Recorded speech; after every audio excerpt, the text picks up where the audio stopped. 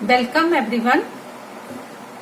आज का हमारा वीडियो लेक्चर का टॉपिक है एडमिशन ऑफ पार्टनर, जिसका सब टॉपिक है revaluation of assets and liabilities. जब फर्म में किसी नए पार्टनर की एडमिशन होती है तो ओल्ड पार्टनर्स अपनी एसेट्स और लायबिलिटीज को रीवैल्यूएट करते हैं। मींस मार्केट वैल्यू के अकॉर्डिंग उसमें जो चेंजेस होती हैं उसको कंसीडर किया जाता है। उसका जो प्रॉफिट या लॉस होगा वो ओल्ड पार्टनर का ही होता है। प्रॉफिट है तो ओल्ड पार्टनर्स को की कैपिटल को ट्रांसफर होगा, और लॉस नए पार्टनर को ना हो तो लॉस भी पुराने पार्टनर्स को ट्रांसफर कर दिया जाता है। तो रीवैल्यूएशन अकाउंट के बारे में हम डिस्कस करेंगे। तो रीवैल्यूएशन एक नॉमिनल अकाउंट है जिसको profit and loss adjustment account भी कहा जाता है। इसकी पहले हम जर्नल एंट्रीज की बात करते हैं। जर्नल एंट्रीज में revaluation account debit to assets. अगर एसेट की वैल्यू डिक्रीज होती है तो एसेट्स को क्रेडिट किया जाएगा, रीवैल्यूएशन को डेबिट किया जाएगा। अगर लायबिलिटी की वैल्यू इंक्रीज होती है तो भी लायबिलिटीज क्रेडिट, रीवैल्यूएशन डेबिट होगा।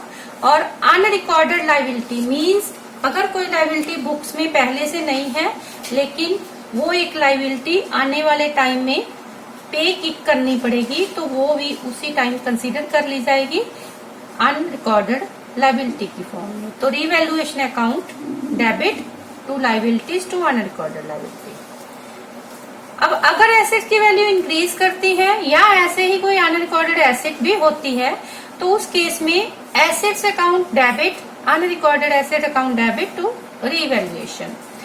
ऐसे ही लायबिलिटीज की वैल्यू अगर डिक्रीज होती है, liabilities account debit to revaluation. अब फिर हम अकाउंट बनाएंगे।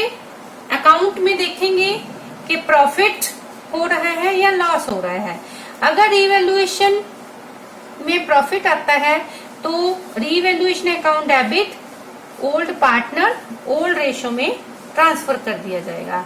ऐसे ही अगर लॉस होता है ओल्ड पार्टनर्स कैपिटल अकाउंट और पार्टनर्स करंट अकाउंट भी पॉसिबल है, जैसा कि क्वेश्चन में दिया गया हो अगर क्रेडिट रीवैल्यूएशन। तो सिंपल हम इसकी जर्नल एंट्रीज को कंपाउंड जर्नल एंट्रीज भी कर सकते हैं। मींस सारी लॉसेस को revaluation account debit to assets to liabilities, और अब हम इसके अकाउंट की बात करते हैं। Proforma of revaluation account. इसमें अगर एसेट की वैल्यू डिक्रीज होती है, जब भी लॉस होगा कोई तो रीवैल्यूएशन को डेबिट होगा। लॉस कब होगा? अगर एसेट की वैल्यू डिक्रीज होती है, लायबिलिटी की वैल्यू इंक्रीज होती है या कोई अनरिकॉर्डेड लायबिलिटी पे करनी पड़ेगी। तो ये तीनों हम रीवैल्यूएशन अकाउंट को डेबिट करते हैं, डेबिट साइड पे इसकी पोस्टिंग हो जाती है। ऐसे ही प्रॉफिट या गेन कब होगा फर्म को? गेन तब होगा जब एसेट की वैल्यू इंक्रीज करे, लायबिलिटी की वैल्यू डिक्रीज करे या कोई अनरिकॉर्डेड एसेट्स हमें बुक्स में लेके आनी है, तो तीनों केस में हमें प्रॉफिट होता है। अब हम जितनी भी आइटम्स क्वेश्चन में दी हुई हैं उसको डालते हैं, उसके बाद देखते हैं अगर क्रेडिट साइड ज्यादा है टोटल में तो प्रॉफिट होगा। प्रॉफिट हम कैपिटल अकाउंट और करंट अकाउंट जैसा भी क्वेश्चन में है ओल्ड रेशियो में ओल्ड पार्टनर्स को हम ट्रांसफर कर देते हैं। अगर डेबिट साइड का टोटल ज्यादा आ जा रहा है तो रीवैल्यूएशन का लॉस होगा, तो लॉस के लिए हम फिर कैपिटल अकाउंट्स को या करंट अकाउंट्स को ओल्ड रेशियो में ही ट्रांसफर करते हैं।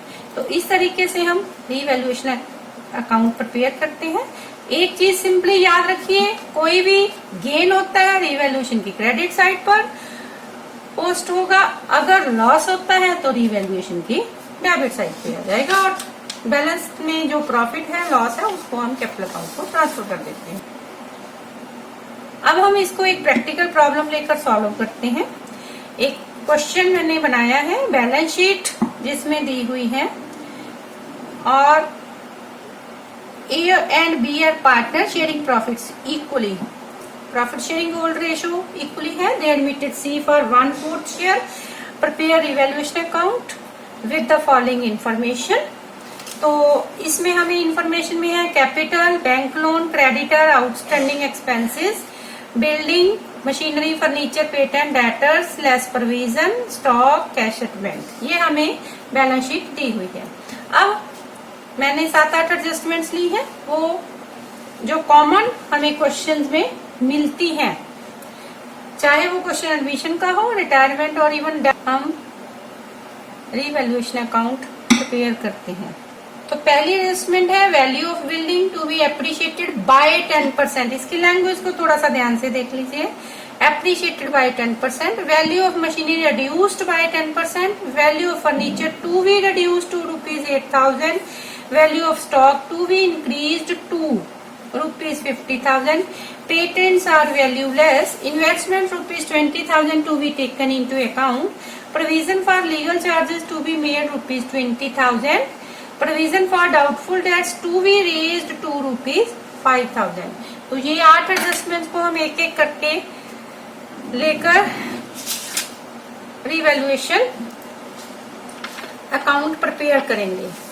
जब भी हम रिवैल्यूएशन अकाउंट प्रिपेयर करते हैं, बड़े क्वेश्चन जो 8 नंबर में आता है एडमिशन का, तो उस केस में रिवैल्यूएशन अगर और बैलेंस शीट दोनों पूछा गया हो, तो आप बैलेंस शीट और रिवैल्यूएशन को अगर इकट्ठे बनाते हैं तो क्वेश्चन में एक्यूरेसी भी आती है और स्पीड भी बढ़ जाती है क्वेश्चन करने की। तो मैंने भी बैलेंस शीट साथ साथ बनाई है, तो आप थोड़ा सा इसको समझिए। तो हम एक एक एडजस्टमेंट लेते हैं। सबसे पहले हमारी एडजस्टमेंट में है बिल्डिंग 5 लाख है, लेकिन एडजस्टमेंट में लिखा है value of building to be appreciated by 20%, appreciated by 20%। इसका मतलब 20% से हमें वैल्यू इंक्रीज करनी है बिल्डिंग की। तो यहाँ पे हमने बिल्डिंग 20% ऑफ 5 लाख, 1 लाख जो बिल्डिंग है वो गेन है, रिवैल्यूएशन अकाउंट की क्रेडिट साइड पे डाल दिया। अब इसको साथ के साथ ही अगर हम बैलेंस शीट में यहां डाल देते हैं 5 लाख प्लस 1 लाख, तो हमारा बैलेंस शीट का एक एस्पेक्ट पूरा हो जाएगा 6 लाख। अब हम अगली एडजस्टमेंट पे आते हैं। अगली एडजस्टमेंट में है value of machinery reduced by 10%। ये डिक्रीज हो रही है मशीनरी, तो मशीनरी की वैल्यू है 1 लाख और डेप्रिसिएशन एक तरीके से रिड्यूस करना है हमें मशीनरी को 10%। तो हम ये एक लॉस है, तो रिवैल्यूएशन अकाउंट की डेबिट साइड पे हम डालेंगे टू मशीनरी 10% ऑफ 1 लाख। अब अपने आप में ये वर्किंग नोट भी हो गया, यहाँ पे 10,000 हमारा आ गया मशीनरी। लेकिन इसी को जब हम बैलेंस शीट में शो करना है तो मशीनरी को 1 लाख माइनस 10,000, ये 90,000 हमारा मशीनरी का बैलेंस शीट में आ जाएगा। अब हम आते हैं थर्ड एडजस्टमेंट पर। थर्ड एडजस्टमेंट है value of machine furniture to be reduced to. अब देखिए रिड्यूस्ड टू, पिछले एडजस्टमेंट था रिड्यूस्ड बाय।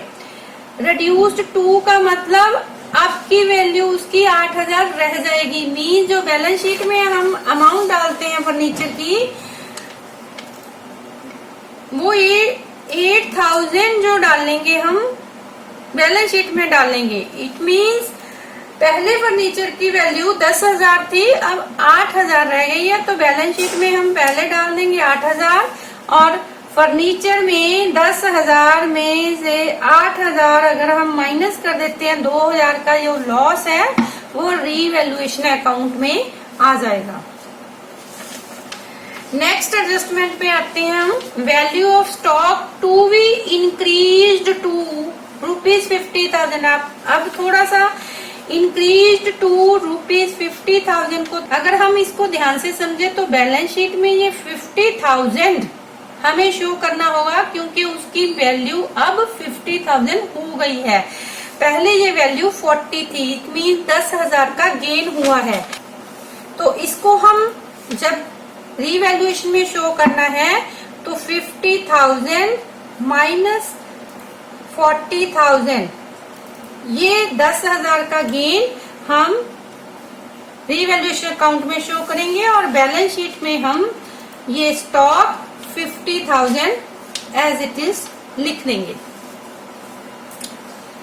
अब हम आते हैं नेक्स्ट एडजस्टमेंट पर, वो है पेटेंट्स आर वैल्यूलेस, मींस उसकी वैल्यू 0 हो गई है। पेटेंट्स हमारे पास बैलेंस शीट में दिए हुए थे 10,000, तो सारे का सारा ये लॉस है। तो हमने 2 पेटेंट्स 10,000 रीवैल्यूएशन अकाउंट की डेबिट साइड पे डालेंगे और बैलेंस शीट में पेटेंट्स 0 हो जाएंगे। आप इसको नहीं लिखोगे या अगर लिख दिया तो वैल्यू 0 हो जाएगी, क्योंकि क्वेश्चन में क्लियर लिखा है patents are valueless. Next, investments rupees 20,000 to be taken into account, this is unrecorded asset। Investment 20,000 की है, हमें अकाउंट में लेनी है, तो इसके लिए ये एसेट है। अगर एसेट अनरिकॉर्डेड होती है तो वो एक गेन है। वाई इन्वेस्टमेंट्स, हमने इसको लिखना है रीवैल्यूएशन की क्रेडिट साइड पे, इन्वेस्टमेंट्स 20,000, और वही 20,000 हम बैलेंस शीट की एसेट साइड पे भी लिखेंगे 20,000 इन्वेस्टमेंट्स का।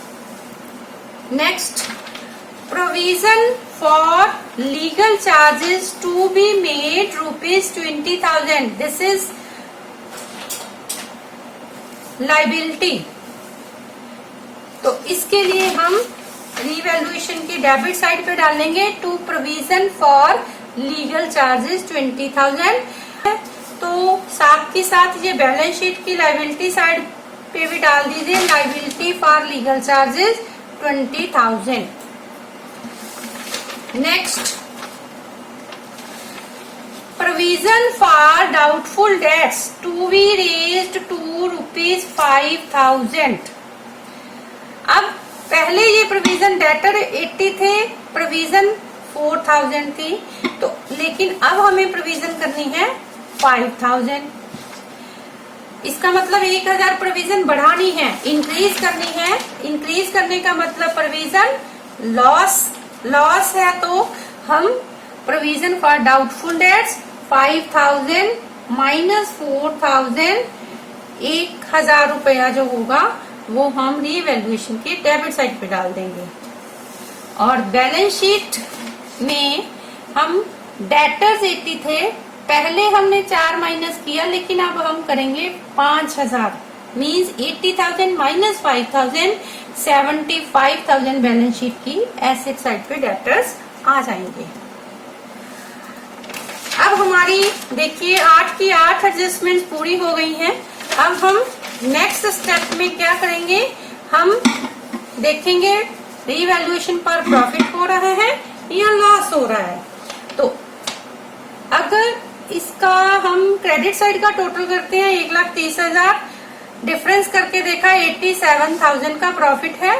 ओल्ड रेशियो है हाफ इक्वल रेशियो थी, तो हमने इसको डिस्ट्रीब्यूट कर दिया to capital accounts. Revaluation profit जो है हमने उसको डिस्ट्रीब्यूट कर दिया 87,000 का हाफ, 87,000 का हाफ, दोनों को ए और बी को 43,500 ट्रांसफर हो गया।